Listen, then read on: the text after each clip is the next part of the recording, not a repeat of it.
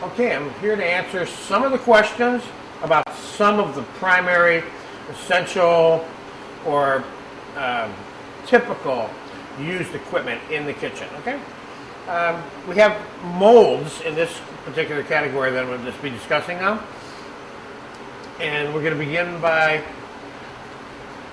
showing you a brioche mold. That is a giant, or typically the largest size that brioche molds are made in. Okay, and it's always fluted, and they also come in small individual versions to make muffin-sized brioche. This is for a large version. Okay. Now here we have a series of different things that are tiny little molds that are also called, or that are not also called, but that are used for making what's called barquettes. Okay, the traditional barquette shape is this boat, and all these other ones are spin-offs from the boat-shaped barquette. This means barquette, but these are also called barquette molds, and these are typically lined with pastries and used for either sweet or savory things. And we have a whole lot of different shapes and sizes here that are used. Okay, and they're lined with pastry, and then they're baked. Typically, they're baked blind, if you will, or with little pie weights in them, and then they're filled after they're baked. And they don't have to be used like that. They can be used either way. They can be baked with filling or baked empty. But those would be barquette molds of different shapes and sizes there, okay?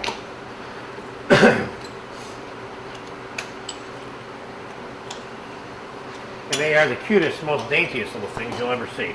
Okay, now let's talk about a flan pan, not to be confused with a flan pan, of course. This is a flan or tart pan, as some people are call them. And these are fluted-sided, false bottoms. Okay. These are essential and important, and they are also called tart pans. And in the case of the lower ones, particularly the rings themselves, these are also referred to as flan rings. One puts that on a sheet pan, lines this with the dough, so on and so forth. Same thing here. Okay?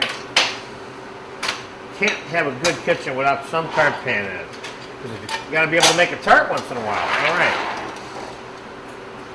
Now we have here what's called a timbale, or some people call timbale molds. Okay? And I have a couple different shapes here. Okay? One is an oval. Timbale, of course, can be any. This theoretically is a timbale right here also, even though this is traditionally referred to as a charlotte mold, and you can identify that because of the handles and the shape of them. These are the handles and the shape of the handles that are put on molds that are called charlotte molds. Charlotte molds, of course, are used for making charlottes, which is a classic French dessert. So, but back to the timbale molds, even though that charlotte mold technically is a timbale, that's probably the largest timbale that you'll ever see. But they come in all different shapes and sizes. Like I said, here's some ovals and here's some rounds. And they come, from as low as the size of a thimble, all the way up to that charlotte mold right there, and all different shapes in between too. Okay, so those are timbales, or also called timbales. All right. This, which in America some people refer to as an angel food cake mold, is really what we call a Savarin mold. Savarin, of course, is named after Brillant Savarin, which was a famous French magistrate and cook and gourmet, if you will, in France. And of course, the traditional Savarin, which is a sweet almond yeast cake, which is typically made in this mold. This mold is used for a lot of things. And so whatever you make in here, even if it's not a Savarin per se, as in sweet yeast cake with almonds, it's typically referred to as a Savarin. So if I filled this with, say, salmon mousse and poached it and turned it out, I would probably call this a Savarin of mousse of salmon because of the mold that was made in. So that is a Savarin, S-A-V-A-R-I-N mold. Okay? Here we have a classic Italian ravioli loader and cutter right here. This is where you lay the dough, put the food on it, gently force it down, boom, pop it right through, and there's your ravioli, see? This is a great size for the home version. This, of course, is a 10-inch by 2.5-inch cake pan, and this is a 8-inch by 1.5-inch cake pan. These are probably your two most common sizes. And they're used for making cakes. That is a cake pan. This, of course, is a series of different kinds of ceramic molds. Okay? And we'll just talk about these real quick, all right? This is a classic French souffle mold, okay? This is also a souffle mold.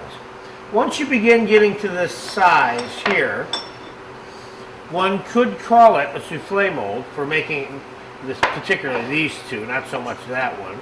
But a souffle mold is defined by straight sides, so that the souffle can come up straight, okay? These are considered to be, this is typically called a ramekin here, even though it also has other names, mainly a cocotte mold. Cocotte meaning little container. So this would be a cocotte container, so these could be called ramekins in English, okay?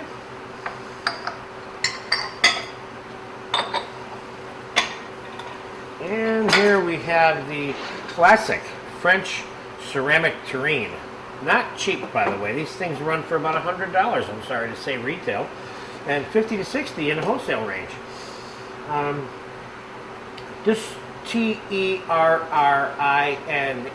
terrine, should never be confused with Tureen, terrine, which is a soup container, a soup terrine, if you will, okay? This is a container that is used for making terrines in. Anything that you make in this mold is typically called, let's say I filled this with Jello, fruit, God forbid. You could call this a terrine of fruit and Jello. So whatever you make in this is a terrine of whatever. So if you fill this with duck liver mousse or layered vegetables with jelly and herbs and stuff like that, and you turn it out and then slice it, it would be terrine of vegetables or so on and so forth. So that is your classic French terrine. Okay? And those are all the molds that we have for you for today.